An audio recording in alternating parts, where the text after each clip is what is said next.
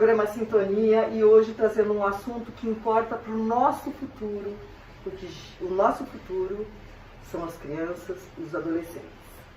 O programa Sintonia tem primado por trazer temas da sociedade, aquilo que vai fazer bem para o nosso equilíbrio, e também temos que pensar o que está sendo feito pelas nossas crianças e pelos nossos adolescentes. Eu vou tirar a máscara para que vocês possam entender melhor, mas eu fiz questão de mostrar que quando eu trago um convidado para gravar o Sintonia, eu sempre cuido, eu sou politicamente correta, tá? E vou convidar agora uma pessoa muito querida, que gosta muito de música e tem um papel muito importante na nossa sociedade.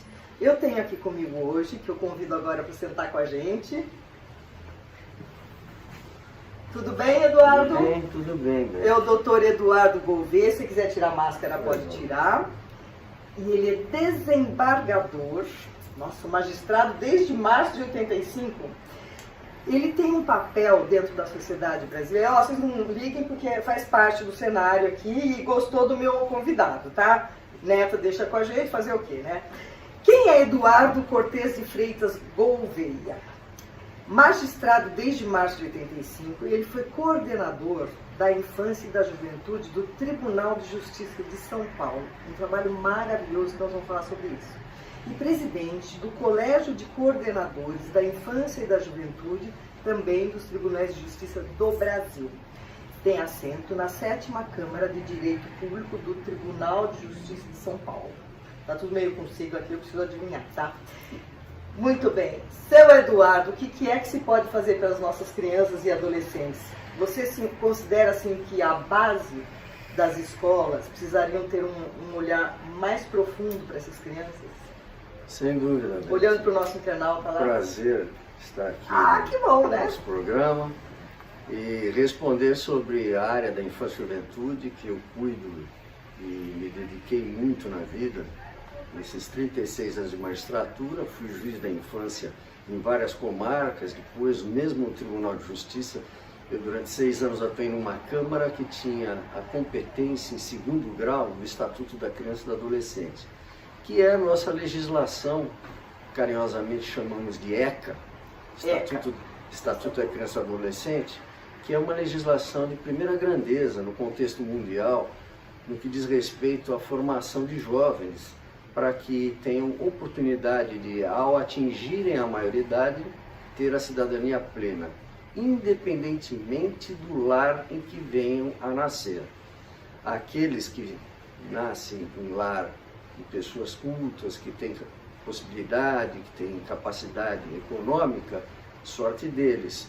Agora, outros que infelizmente não têm essa mesma origem, o Estatuto prevê uma série de políticas públicas para que as crianças não sejam desassistidas e consigam, durante a adolescência, a infância e juventude, adquirir todos os conhecimentos, terem todas as assistências necessárias para chegarem à cidadania plena com autocapacidade.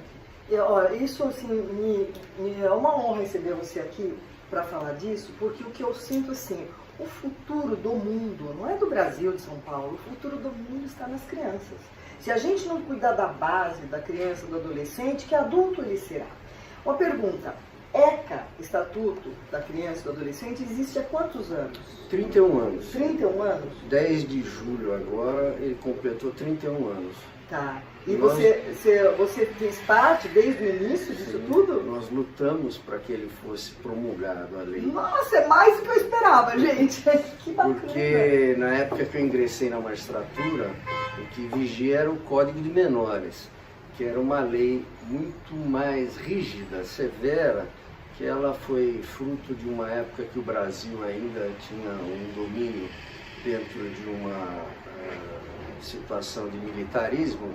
Então, o Estatuto do Código de Menores, ele era muito mais impositor do que abrangente no sentido de verificar o direito das crianças para que fosse levado em conta, principalmente a personalidade do ser humano que ali existia. Só para dar uma comparação do ECA e do Código de Menores, na época do Código de Menores, uma criança que ficava abandonada pela família, ela estava em situação irregular. Um adolescente que praticava algum ilícito, um ato infracional, também estava em situação irregular. Então, qualquer coisa que fosse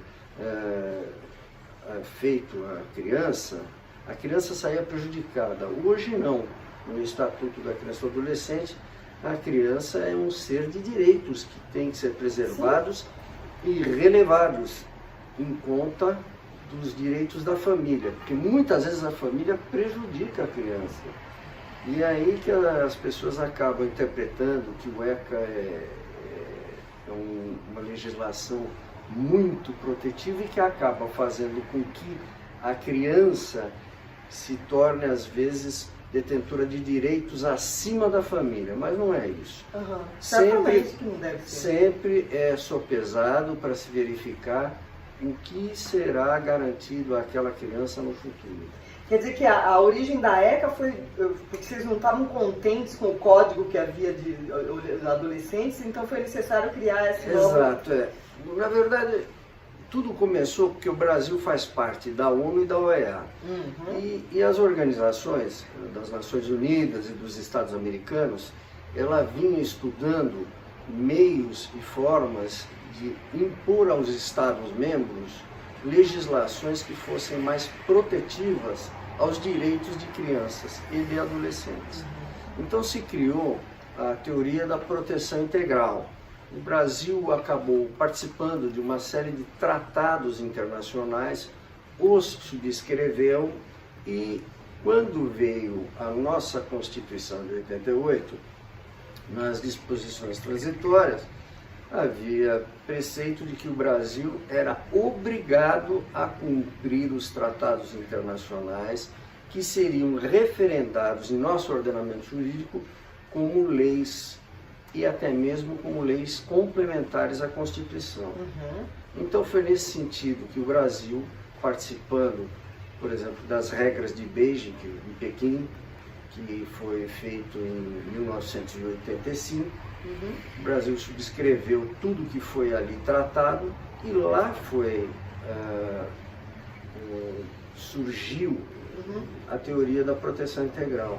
Aquela que a Constituição Federal, no artigo 227, sintetizou todos os direitos da criança, que a criança era prioridade, que deveria ser assegurado tudo que fosse necessário. Exatamente. Né?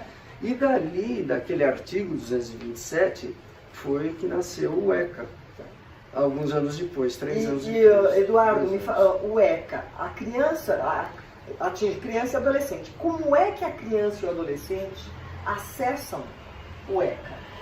Como é que vocês fazem? Como é que vocês atuam? Eles têm casa de acolhimento? Eles têm alguma outra coisa? Tem várias formas. Bom, nós temos conselhos tutelares que deveriam cumprir seu papel no sentido de... Você fala deveriam porque não está cumprindo. Infelizmente ainda não é cumprido. Não há contento, né?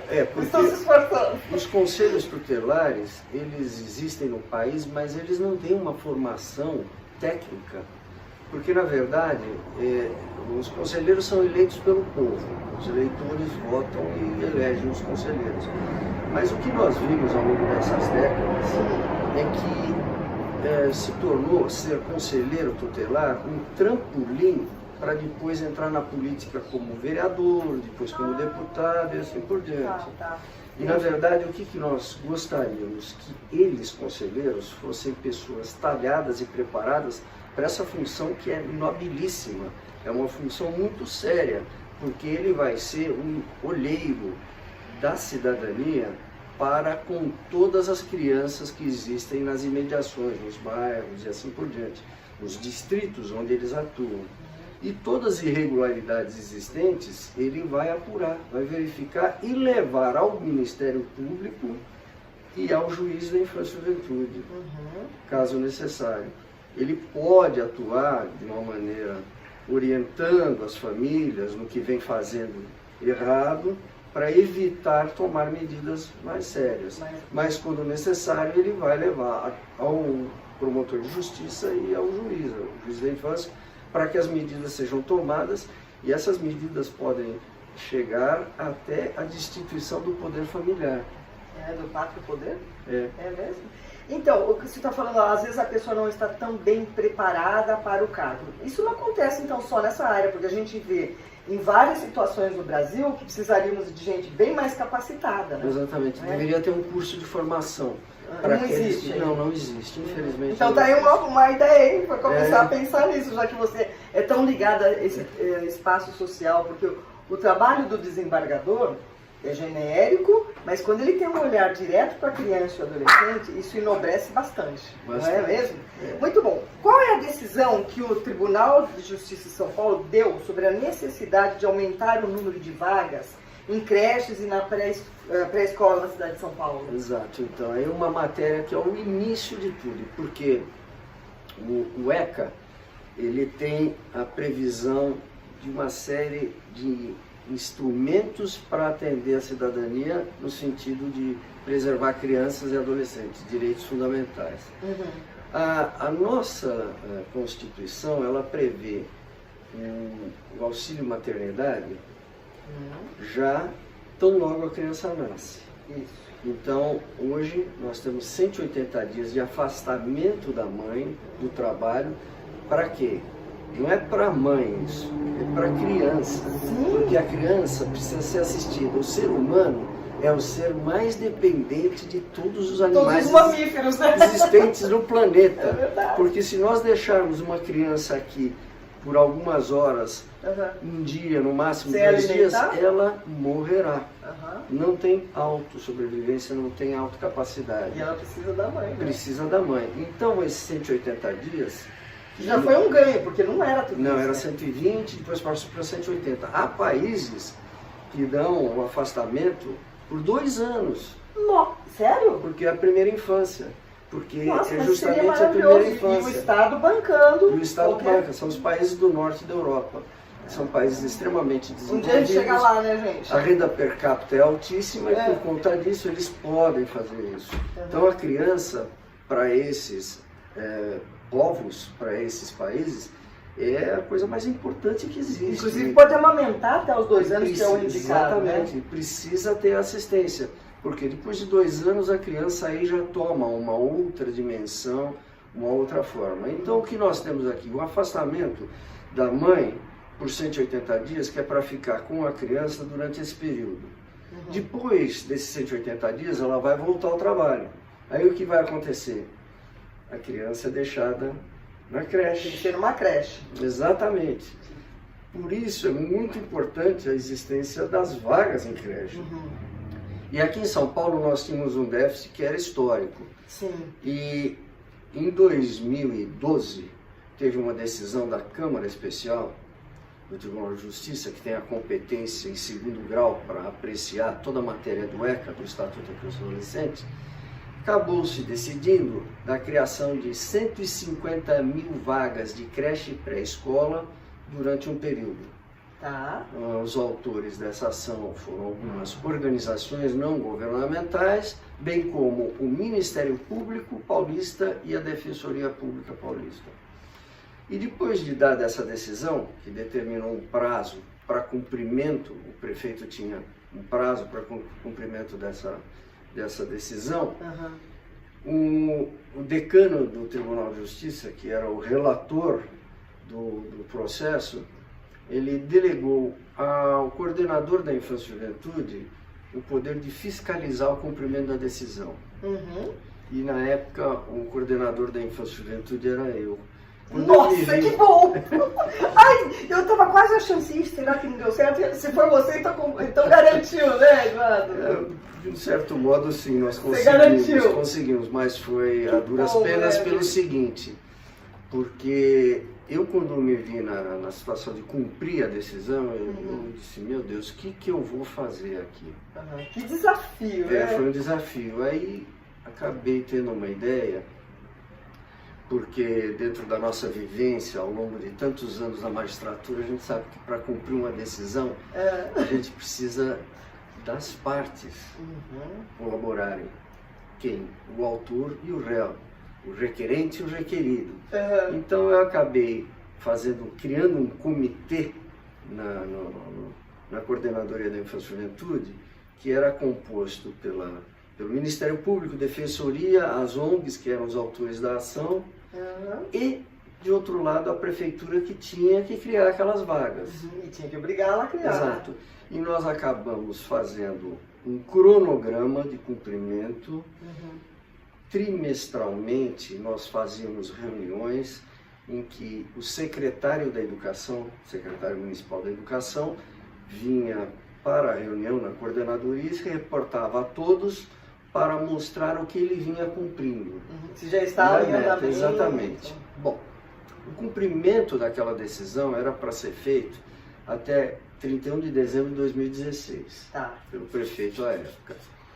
Mas não conseguiu, porque era uma coisa muito complexa, uma coisa muito grande e que eles não tinham condições de... Mas parcialmente conseguiram? Aí é que tá. Aí nós devolvemos a decisão com esse problema para o decano, que não mais era o decano daquela decisão. Sim, era outro. E o decano, que é o decano atual, o Zé Carlos Xavier de Aquino. Ah, não! Zeca Aquino, ó, você está sendo esperado aqui. O Zeca também é meu querido amigo. Puxa, gente, eu estou importante. 2 amigos desembargadores, tá bom demais. É o Zeca hoje? Ainda é. Que bom! Que é o magistrado mais antigo que tem no tribunal. Ele tem a função de decano e ele compõe como titular a Câmara Especial. E a competência caiu para ele, a jurisdição, no caso, ele era o relator, e aí nós acabamos fazendo, por ele que mandava, tinha a jurisdição, ele acabou fazendo uma nova audiência de tentativa de conciliação para formatar um novo acordo para cumprimento. Para a meta ser atingida. Exato, e naquela ocasião ficou delineado, na época já era o João Dória o prefeito, e eu me lembro que não foi o João Dória quem compareceu à audiência designada, mas sim o Bruno Covas, e o Bruno era o vice-prefeito, e acabou se comprometendo a cumprir tudo até 31 de dezembro de 2020. E nós conseguimos cumprir a meta das 150 mil vagas. Meu coração aqui começou a acelerar, falei, o Bruno está nos ouvindo, tomara que ele tenha conseguido, e ele conseguiu. 150 mil vagas de creche e pré-escola, enfim, foi cumprido. Nós continuamos com a... Isso é uma excelente notícia. Eu acho que uma das grandes notícias do Sintonia, que só traz boa notícia, é essa. Vocês conseguiram 150 mil vagas para de creche e pré-escola. E hoje, todas as vagas que são requisitadas, elas são atendidas. Porque se tornou um círculo vicioso dentro do esquema que foi montado, da criação de vagas, e a demanda está sendo... Isso que eu ia perguntar, hoje a criança que precisar de uma creche, ela encontrará uma creche? Nós temos um certo receio de que a situação da Covid-19 tenha mascarado um pouco a necessidade. Nós temos esse impasse, né? Esse pé atrás, vamos dizer assim. Então nós estamos esperando a situação normalizar nos próximos meses para ver se a demanda realmente não está reprimida pela Covid e que se possa atender todas as necessidades de crianças E essas creches, elas vão de que idade até que idade? A creche vai de 6 meses a 2 anos. E depois passa-se a pré-escola. A pré-escola é a partir dos 2 anos. E nós já temos o suficiente? Sim, foi atendido até agora. Nossa, que notícia Mas boa. tem muitas, foram criadas muitas vagas. O secretário municipal de educação nos mostrou todos os quadros do que foi feito. E o nosso grupo o comitê de monitoramento, ele cresceu muito, porque eu acabei abrindo para uma série de organizações não governamentais que desejassem participar, para somar. Sim. Não para criticar, para brigar, e sim. Para se promover, né? Exato, que fosse para Trabalhar. trazer algo no sentido positivo da gente crescer e fazer com que a prefeitura cumprisse aquilo. E foi feito, mesmo porque até a qualidade da oferta do produto, da vaga em creche, foi bem melhorada. No que diz o aspecto físico das instalações, os profissionais que trabalham, porque numa creche não é só um local de 4 paredes para abrigar crianças, você tem toda a infraestrutura dos educadores, dos monitores, psicólogos, assistentes sociais, médicos, tudo isso. E é tão importante isso, que a gente gosta de falar, e quando começa a falar assim, empolga. Pode falar tudo, porque boa notícia sempre. Porque aí você tem o controle da saúde das crianças. Verdade. Sabe? E é uma forma que o Estado tem até de controlar e ver o que está acontecendo com as crianças. Né? Porque muitas vezes você tem crianças e tem algumas deficiências, que tem algumas doenças que podem ser tratadas na primeira infância. Certo. E se tratadas a tempo, elas não vão desenvolver e se tornar problema. Exatamente. Então muitas vezes você pega uma criança e põe no meio de outras crianças, que é um momento de contato, e aquela criança se mostra, vou dar um exemplo, ela se mostra muito agressiva, arredia e se diferencia das demais. Então os educadores, os profissionais, os técnicos, eles têm que observar aquela criança para ver o que vem ocorrendo com ela. Por exemplo, se em casa ela familiarmente, né? Ela pode estar recebendo tratamento violento por parte dos pais. E que ela efetivamente descarrega isso quando tem contato com os demais. Ou ela pode ter alguma patologia.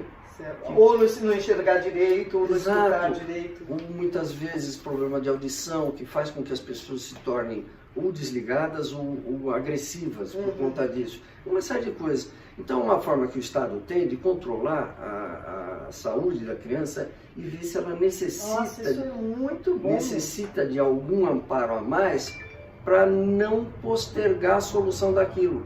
Porque muitas vezes a criança vai crescendo e aí já atinge um patamar de irreversibilidade. Poderia até ter visto antes. Então é isso tudo nos países, por isso que eu digo que nos países mais envolvidos, eles conseguiram chegar a um ponto de todas as crianças terem uma saúde 100% por conta disso. Sim. As famílias são educadas para isso e quando não, eles também observam isso. E no caso, por exemplo, se vocês detectam que aquela criança está agressiva por problemas em casa, vocês chegam até a família? Aí a família é chamada e aí vem toda a parte de psicólogo, assistente social, para vai orientar essa família. Ver o que está ocorrendo. Gente, isso aí vocês estão sabendo? Precisamos divulgar mais esse tipo de ação, porque às vezes fala assim, deixa lá numa creche, não tem ninguém preparado. E como o doutor está falando, parece que a coisa está mudando e muito. E eu me sinto assim, muito feliz de você ser responsável por ter ajudado nesse sentido. Eu fui responsável durante um período e hoje nós temos, na verdade, a estrutura do Tribunal de Justiça de São Paulo na área da infância é muito grande. Nós temos aqui, ao todo, em São Paulo, 23 varas na cidade de São Paulo de Infância e Juventude. E em todo o estado existe 87 varas especializadas que dão conta em todas as grandes cidades da área da infância e juventude. Então, mas você está falando de São Paulo, a minha pergunta é, e Brasil? A nível de Brasil? A nível de Brasil, como é que está? Tem essa mesma proporção? Sim, tem. Eles têm às vezes o modelo bom se copia. porque, na verdade, o que ocorreu? São Paulo é uma cidade que é um país. É um país. São quase 12 milhões de habitantes nessa cidade. 12 milhões supera a população de Portugal, a população da Holanda, a população de todos esses países que têm uma infraestrutura fantástica. Então nós aqui temos muitas dificuldades por conta dessa mega população. O Brasil em si, ele tem soluções mais rápidas em outras áreas.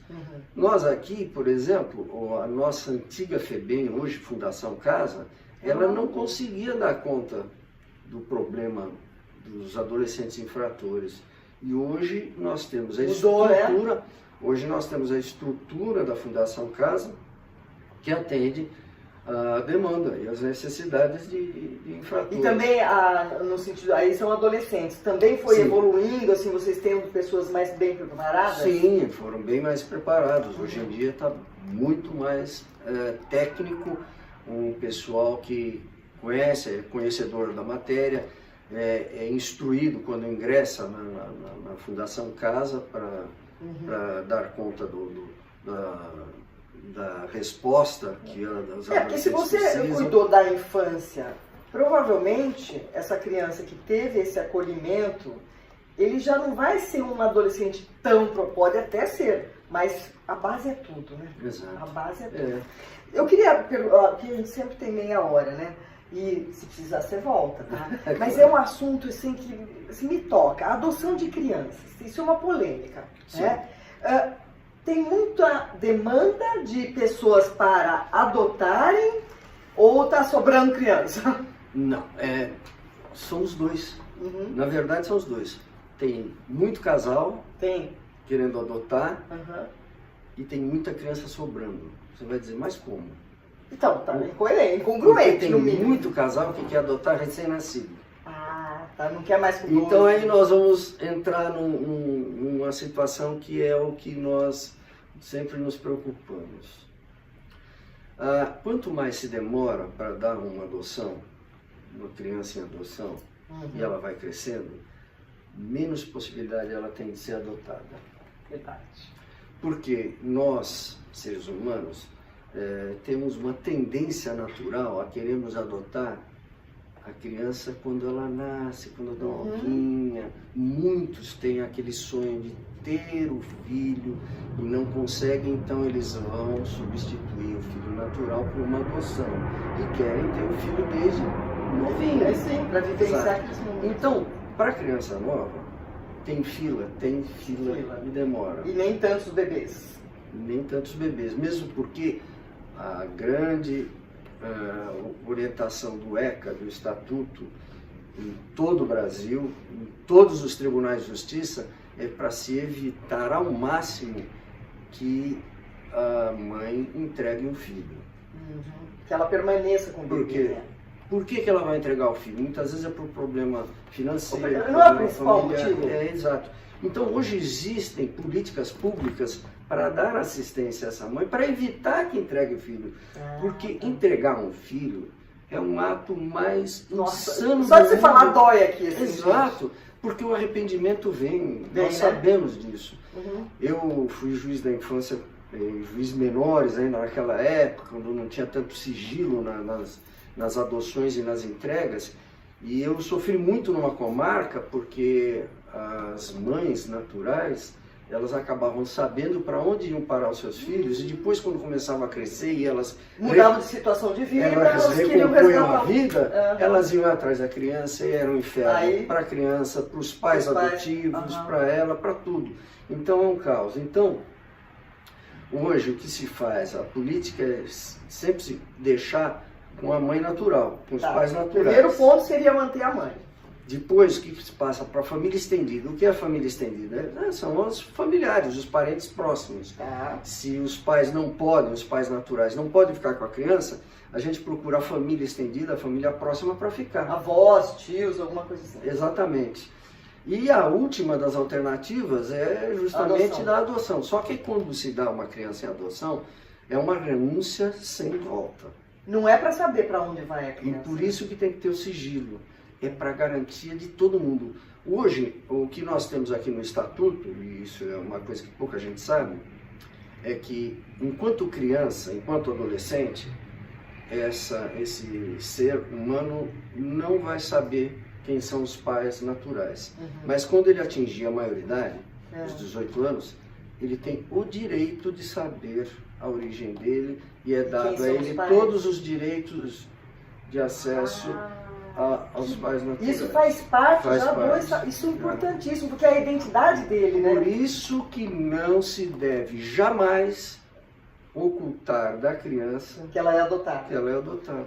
Perfeito. Porque se você ocultar e um dia ela souber, ela vai se revoltar com você. Sim, não, vai causar um trauma. Exatamente. Então, É um círculo vicioso, isso é uma Eduardo, eu fico muito feliz com essas informações que você está nos dando, porque eu desconhecia aquilo. Eu sempre acho assim, "Ih, não está funcionando", mas pelo visto está funcionando. Funciona, a justiça é sempre preocupada com isso. E aí que vem então a nossa história. Quando se dá uma criança em adoção, renuncia-se. Agora, criança recém-nascida são poucas e tem muitos casais esperando. Conforme vai crescendo a faixa etária da criança, começa a ter criança sobrando. E aí tem crianças, adolescentes que acabam ficando até os 18 anos sem adoção? Até os 17 anos, 11 meses e 29 dias. Chega no... E aí tem que pôr pro mundo essa pessoa? Aí diz, olha, hoje você Ai, vai deixar esse lar aqui que foi teu lar. Você vai mas aí tem assistência no pós? É para ter, né? Nós estamos lutando para que seja criado isso, mas não conseguimos até agora. Existem algumas cidades no Brasil que já estão atendendo isso, mas nós não temos. Então, muitas e muitas vezes, um adolescente fez 18 anos, se tornou adulto, ele pega as coisas dele e vai procurar um lugar para ficar. E, por exemplo, nesse tempo que ele passou no orfanato, ele foi preparado para a vida, ele teve uma profissionalização, estudou, claro, tem escola, né? Mas ele tem uma profissão para sair dali e ter uma profissão? Sim, muitas e muitas vezes ele sai com uma profissão. Né? E seria importante, agora, né? O nosso mercado de trabalho é um mercado de trabalho... já não está tendo nem para aqueles filhos de pais presentes. Exatamente, né? É um problema muito sério. Então, tem que contar com a sorte, o fator sorte. São uma série de situações pisando em ovos, uma situação pantanosa, como a gente diz, estamos pisando um pântano que não se sabe o futuro. O que eu fiz, que isso era uma coisa que vinha comigo aqui dentro, eu ficava muito assim chateado com o fato de crianças irem crescendo, serem esquecidas e aí chegavam aos 18 anos, eu te espero e vai para a rua.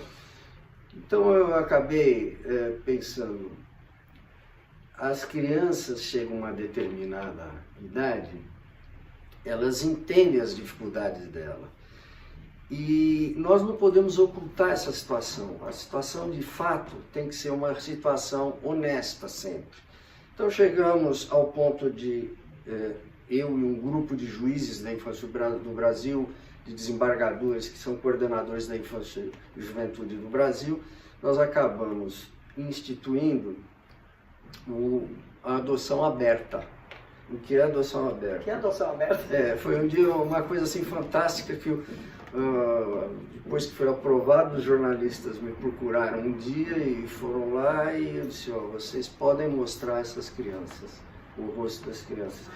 Aí eles, nossa, até hoje nós nunca pudemos mostrar, agora pode? Eu digo, agora pode, porque nós decidimos aqui que a partir dos 7 anos nós fazemos um trabalho de adoção aberta em que as crianças são perguntadas, conscientizadas e elas podem aceitar ou não participar dessa adoção aberta, em que casais vão procurar ter contato e fazer... tem sintonia, sinergia, né?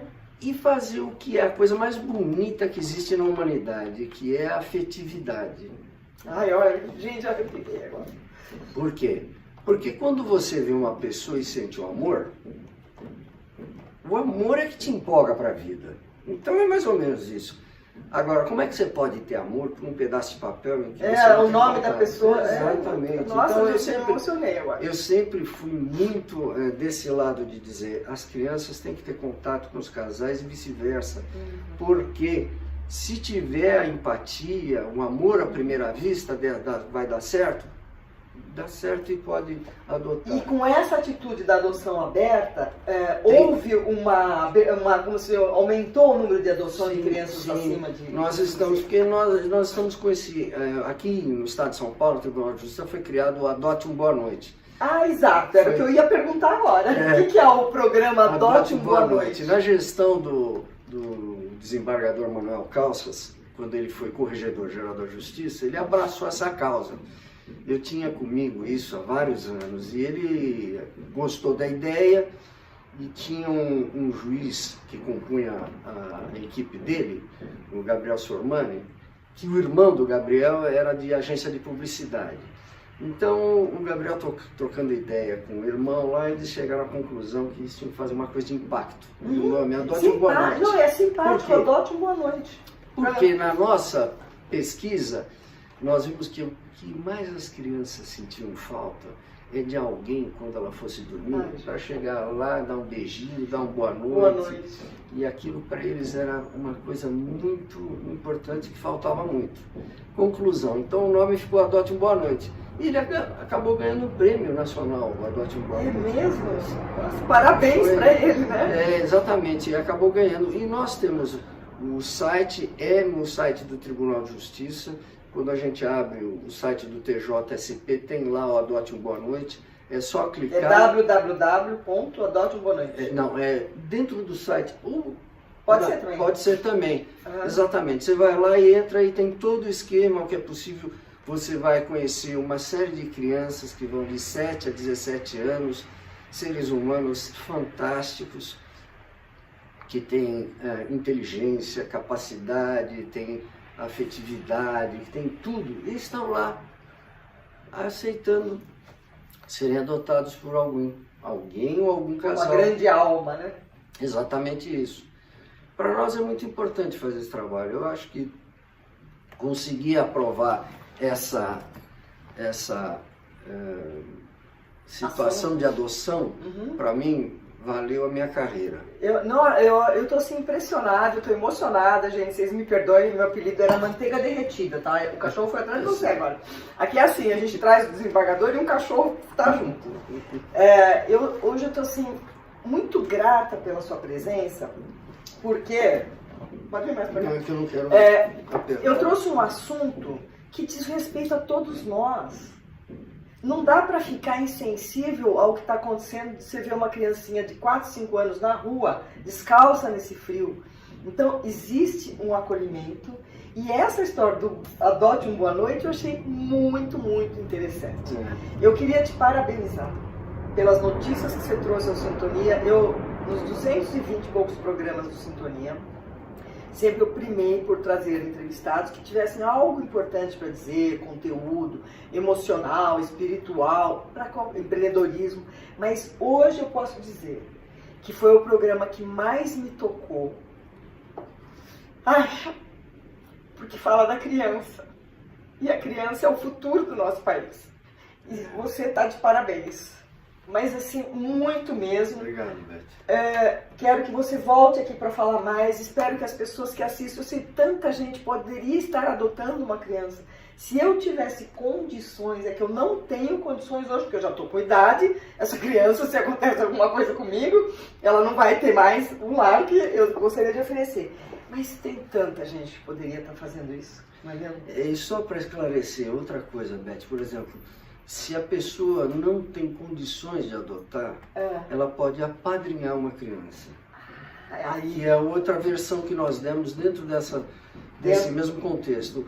É uma criança que vai ficar lá no abrigo ainda, tudo, mas vai ter contato, vai ser afilhado. Ela pode ser visitada? É visitada. Quando tem o Natal, ela vai passar com essa família para não ficar sozinha. Em alguns momentos, fins de semana, vai junto com essa família. E essa família vai assistir essa criança, esse jovem, inclusive no aspecto profissional, para ele se preparar. Pode até abrir uma poupança para ela. E mesmo para fazer cursos profissionalizantes, coisas assim, e que é muito importante. E essa criança, esse jovem, ele acaba se sentindo mais fortalecido com isso. Sem dúvida. Porque embora ele não conviva, ele não vá ser adotado por uma questão de dificuldades da família, mas essa família vai assistir e vai dar um amor, um afeto a ele em certos períodos de essa é uma outra grande possibilidade. Nós a gente pode. Sim, a gente pode, por exemplo, se eu resolvo, você tem os orfanatos, depois eu vou conversar a parte com você aqui, porque eu gostaria de saber. Eu gosto muito de falar, eu gosto de tocar. É possível, digamos que eu fosse assim, frequentar um lugar desse, dar uma aula de música, sim, Sabe? E eu me sentiria muito bem fazendo isso. É uma forma de você Não é uma forma de ajudar? Sim, exato. Sabe? Dar uma noção de música. Ai, gente, eu vivo falando para Deus assim à noite. Deus, me mostra o caminho, onde que eu posso ajudar, porque eu procuro sempre ajudar a mim e ajudar ao meu próximo. E trago aqui o Dr. Eduardo Gouveia, que está me dando essa possibilidade. Eu queria te deixar uma última pergunta. Foi para você a sua missão de vida essa? Eu acredito que sim, dentro da área da infância. Sente como uma missão isso? Por onde eu passei, eu sempre fui juiz de menores, depois juiz da infância, nas comarcas. É aqui mesmo em São Paulo, nós vamos deixar para um outro programa, para falar sobre os adolescentes infratores, porque chegou um dado momento da carreira que eu encarei a primeira vara especial da infância e juventude, que trata dos infratores aqui em São Paulo, e nós mudamos aquilo tudo lá. Então, já está combinado que ele vai voltar para falar dessa outra etapa. Exatamente, foi quando em 99 o governador era o governador Mário Covas, nós acabamos abrindo os olhos dele, ele reconheceu as falhas e a partir daí começou Você começou a mexer. Nós mexemos bastante. Gente, isso é gente que faz, né? Gente de atitude. Você pode deixar uma mensagem para os nossos internautas? Curtinha, que o nosso tempo já estourou. Acreditem no Poder Judiciário. Nós somos pessoas que gostamos do que fazemos, temos uma missão a ser cumprida, e embora muitas informações negativas ocorram a respeito do Poder Judiciário, na base o Poder Judiciário é seríssimo. É composto por seres humanos capazes e muito dedicados. E aqui temos um exemplo ferrenho sobre o que ele está acabando de declarar.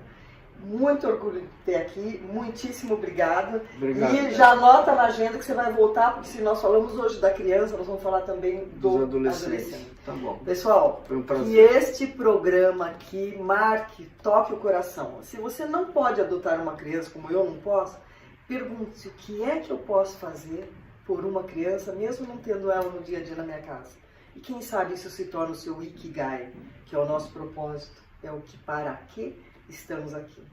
Muito obrigada, doutor. Super obrigado. E vamos esperar o Zeca Aquino que vem aqui também, tá bom? Se Deus quiser. Até a próxima quinta-feira. Obrigada a todos, hein?